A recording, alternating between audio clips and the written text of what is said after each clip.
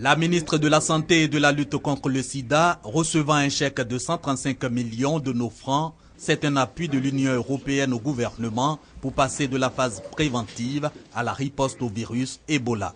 Il n'y a pas de cas d'Ebola en Côte d'Ivoire, mais il est nécessaire d'être prêt. Et le sens de l'intervention européenne aujourd'hui est d'aider la Côte d'Ivoire à être prête, justement, en permettant la mise en place d'un centre d'excellence au CHU de Treichville. CHU de Treichville, c'est ici que sera construit le site d'accueil des éventuels malades d'Ebola.